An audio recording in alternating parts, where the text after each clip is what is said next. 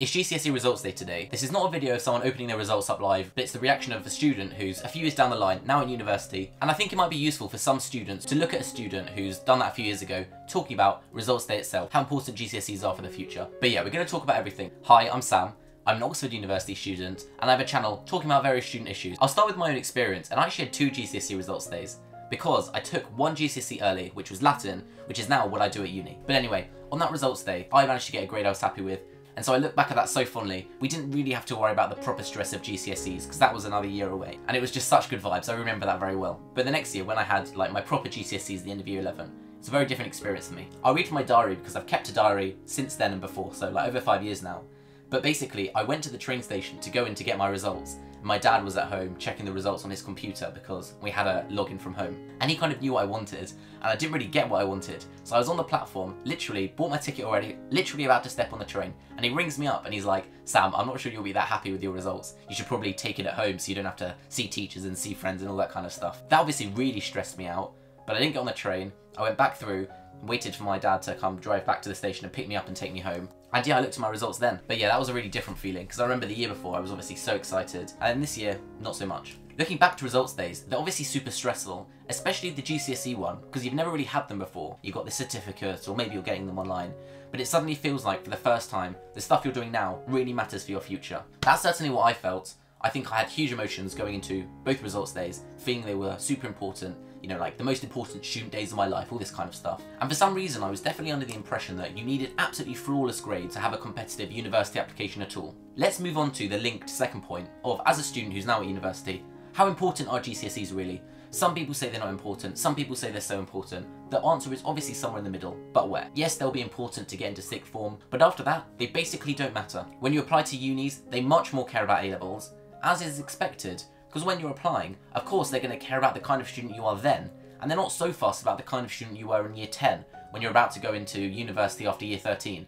They don't care how you were 4 years ago, they want to see if you've changed, how you are right now. And so they obviously very much value your predicted grades, the A-levels that your school predicts you to get before you actually sit them, and then of course the grades you actually get at the end. I would say it's quite important for most universities to pass Maths and English language GCSE, but I would say apart from that, as long as you have decent grades, especially in the subjects you probably want to take for A-level, if you just have got into sixth form or got into your next point of education, that's basically done. Do not think that you're not going to get into Oxford in a few years' time or not be able to make a really good application because you got a C in geography, even though you're going to apply for biology. When I kind of realised this in hindsight, it made me feel very weird about GCSEs, because I, along with a lot of people, obviously work really hard, think they're very important, and then to kind of realise that it doesn't really matter quite how well you do, is kind of weird. But I don't think it's necessarily a mistake, because you can take all the other stuff away of working which revision methods work out for you. So when it comes to A-levels, you can take the good stuff and leave the bad stuff and try and become a better student. It can definitely help if you have good results anyway, shows that, you know, you're like a all-rounded, well-rounded student and stuff like that. I was surprised how little difference there was that, for example, someone who works so hard, does 12 GCSEs and gets 12 A stars, compared to someone who does 9 GCSEs and gets a bunch of A stars and A's and B's. Universities just really don't care. I would say if it's not Oxbridge, they really don't care at all. And if it's Oxbridge, they might care a bit, but really not that much. But finally, let's move on to the third part, which is just talking about GCSEs General. If you're not happy with your results and you're near a grade boundary, or you think something might be suspicious with your mark, there are options to you. For example, speaking to your school and trying to get some papers remarked to see if your grades can change. And by the way, that is something I did for a number of subjects actually. I remember my English literature did move up in the end, but something like history, which I also had remarked, didn't move up. But in general, there is something to be said for, this whole process is kind of done now, you can't change it, and so you should try and not think about it so much. It's kind of this idea of the serenity prayer of, you know, grant me the courage to change the things I can change, but the serenity to accept the things I can't change. And now these results have happened, and even if you are getting them remarked, that's not something you can control anymore. There's no point worrying and stressing and spending all this time and energy mentally on things that you can't control anymore. And it's much better to get into the right mindset and kind of learn for it to go to the next stage, which will probably be A-levels or something similar. GCSEs are important to you right now, but as soon as you're in year 12 and year 13, they'll be way less important.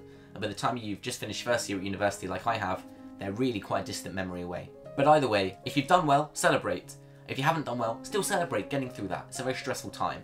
But soon, it's on to the next one. That's just the reality of life. Maybe some of that was some useful pearly wisdom of a university student looking back and, you know, reacting and reminiscing about their GCSE experience. If you like the idea of a student talking about various student issues that often aren't discussed enough, please do subscribe. That's what we do every week. If you kind of want to see the next stage of my process about how my A-level journey was, and that was also a weird story because we had the COVID grades, so I didn't sit exams, then had to sit exams, I got rejected from uni, had to do a new application. It's quite an interesting story. Click up here somewhere. I think that'll be a really interesting video to watch next and kind of get maybe a bit more of context of how the GCSEs fit into the A-levels, fit into uni and the whole picture. But apart from that, thank you so much for watching this video. I'll see you in the next one, and goodbye.